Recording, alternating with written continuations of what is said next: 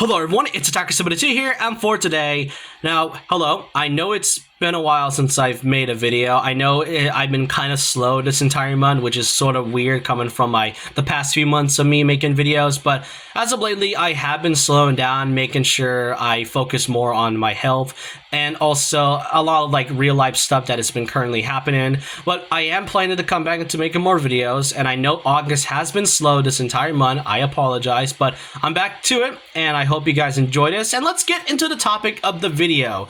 So, the Mario and Sonic at the Olympic Games, a series known for being the only franchise for Mario and Sonic to ever cross over with each other, aside from Smash Brothers, but we'll get into that. And as of recently, for the past few weeks, Mario and Sonic at the Olympic Games is pretty much over at this point, as the official Olympics committee came out and stated, oh hey, we're not gonna, work with Nintendo and SEGA anymore. Instead, they're gonna be working with other things such as esports and NFTs, because why not? But that kind of begs the question, what is really next for Mario and Sonic when it comes to crossover specific events or any type of collaboration with each other? If anything, the Olympic Games was one of the only few franchises to ever have Mario and Sonic cross over within each other, since those are the only times these two ever interacted, aside from Smash Brothers and a few other things. But we're pretty much, the really thing is that what can we really do with Mario and Sonic even after the Olympic Games are over? Because let's be honest, as much as it is, I mean, the Olympic Games have kind of gotten repetitive over time between the two. I don't mind the original game on the DS for Beijing 2008, and then the classic Winter Games for 2010. Those games were really good bangers, but then afterwards, 2012 was pretty good. Sochi 2014 was really terrible and mid, especially from the fact that this was the only game console to come out, the only installment to come out on a console and not have any type of handheld port.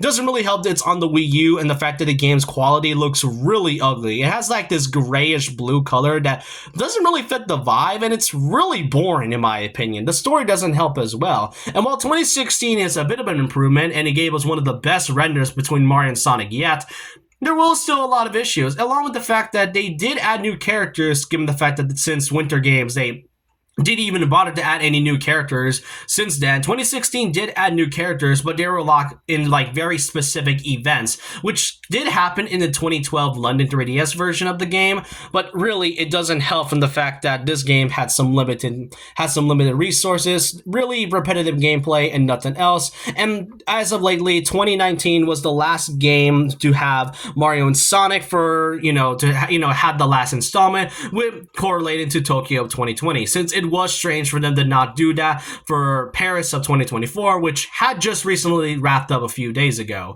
But Mario and Sonic at the Olympic Games isn't exactly the only thing they could do when it comes to crossovers. So really, what is next for them since it's fully over?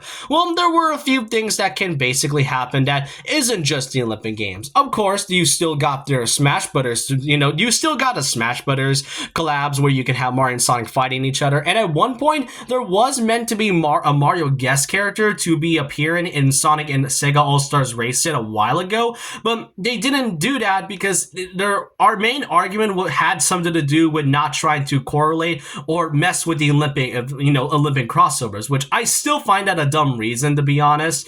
But really, what can we do with these two that isn't just the Olympics? Well, more notably, there is a few things that can do. There are two genres that many fans claim to have when it comes to making a dream Mario and Sonic crossover game that isn't just sports.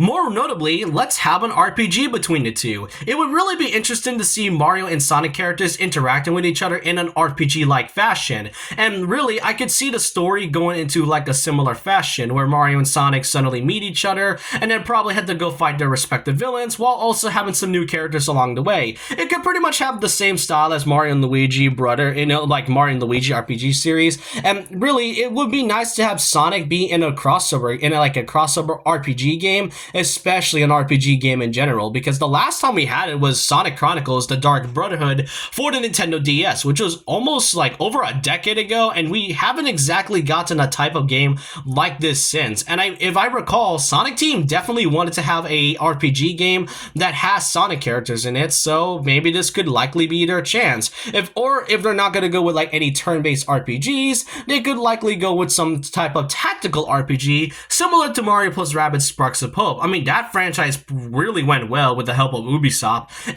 But if they're going to be going for a more traditional, I would really love to see the new developers for the current Mario and Luigi franchise. Given that Brothership is coming in a few months and we still don't know who the developers are, if Alpha Dream was still around, then they would have some type of, freedom when making a official Mario and Sonic crossover RPG game.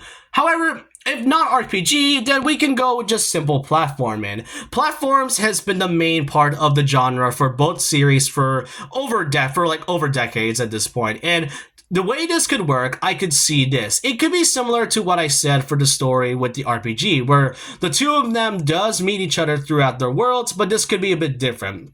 Instead, Mario will be in Sonic's world, and then Sonic will be in Mario's world, and it will be really cool to see how each of the main protagonists interact with their respective worlds. And also, I really had an idea where Bowser and Eggman isn't going to be the main villain for this one. Of course, there will be recurrent villains because they are just pretty well known at this point, but maybe like a brand new villain that will be like the main driving force between why the two universes crosses over with each other. It could really work that way, and for all we know, their gameplay could likely be different. Sonic is all about super speed, but can't exactly hit enemies or able to defeat them, unlike the Badniks. And Mario isn't able to defeat any of the Badniks because, well, he's usually used to stomping Koopas and Goombas. This could go either way, and there might be some type of system in order to like make this interesting. Maybe like a skill tree. You still might have that RPG standpoint, but it isn't going to be like the untypical turn-based RPG. But those are like one of the only two genres that many people tend to claim